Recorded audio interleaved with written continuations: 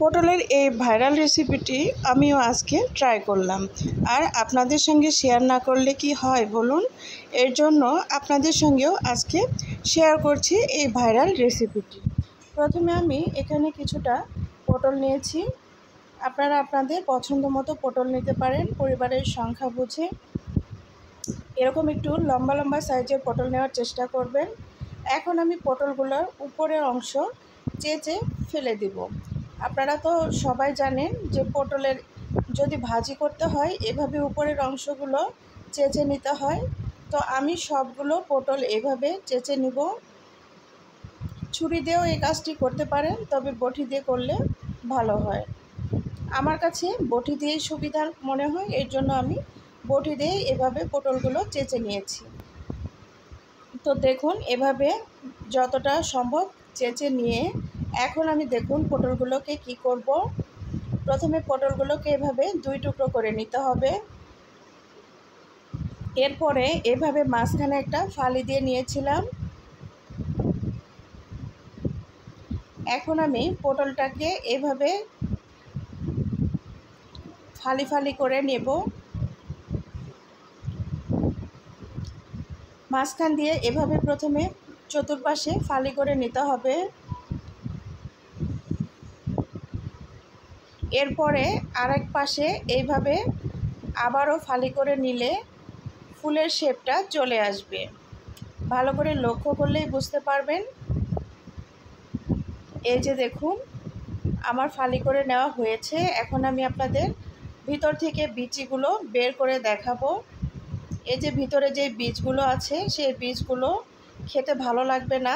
Chop তৈরি করলে এই মাঝের যে বীজগুলো আছে এগুলো ফেলে দেওয়ার চেষ্টা করবেন, এতে করে চপটা খেতে ভালো লাগবে। কারণ পটলগুলো অনেক পোক্ত ছিল, আর পটলের ভেতরের বীজগুলো পোক্ত ছিল, এর জন্য আমি ফেলে নিয়েছি।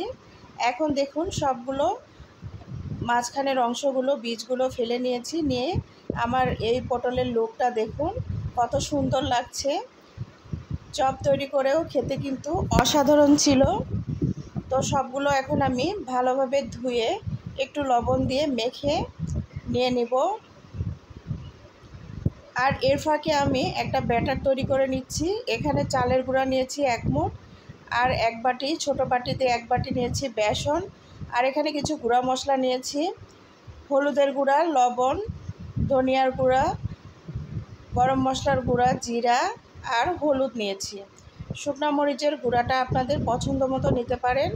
আর এখানে আমি কিছুটা দিয়ে দিলাম কালিজিরা। কালিজিরা দিলে কিন্তু চপগুলোর টেস্ট অনেক বেড়ে যায়। তো আমি কালিজিরাও কিছুটা দিয়ে নিলাম, এটা অপশনাল, আপনারা চাইলে এটা নাও দিতে পারেন। আবার কেউ চাইলে এখানে আদা রসুন বাটাও দিতে পারেন।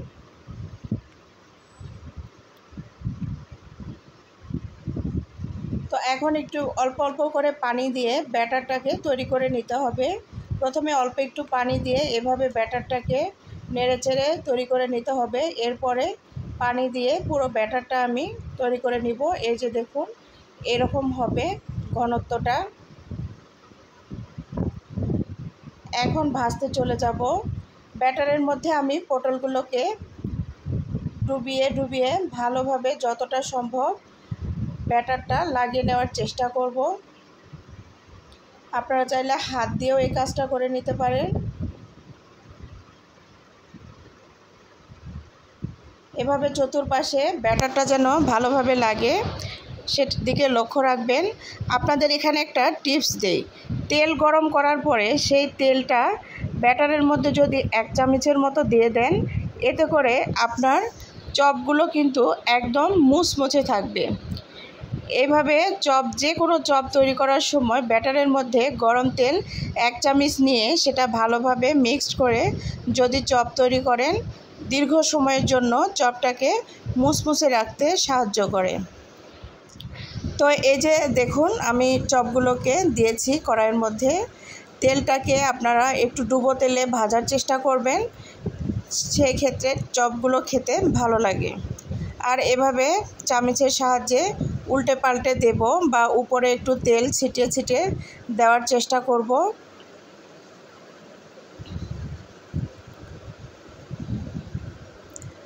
আপনারা যতই চপ ভাজেন না কেন পটলের, এর চেয়ে ভালো আর হবে না, কারণ যতটা পেরেছি চেষ্টা করেছি ভালোভাবে ভেজে নেওয়ার। তো পটলের চপটা আসলে এরকমই হবে, এর চেয়ে সুন্দর করা সম্ভব না।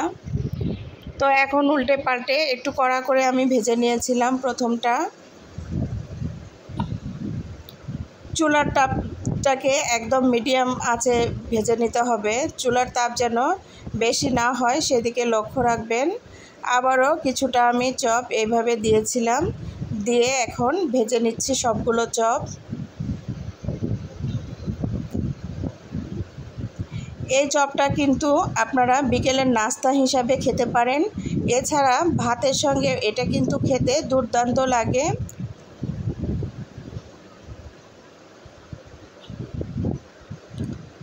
তো দেখুন এইভাবে উল্টে পাল্টে চতুর্পাশে সুন্দর করে ভেজে নিয়েছিলাম।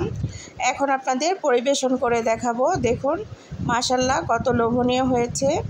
আপনারা সস বা মেয়োনেজের সঙ্গে এটি খেতে পারেন, এছাড়া ভাতের সঙ্গেও খেতে পারেন। কেমন লাগলো ভিডিওটি অবশ্যই কমেন্ট করে জানাবেন। ভালো থাকবেন সবাই, আমার জন্য দোয়া করবেন। কোনো ভুল ত্রুটি হলে ক্ষমা সুন্দর দৃষ্টিতে দেখবেন।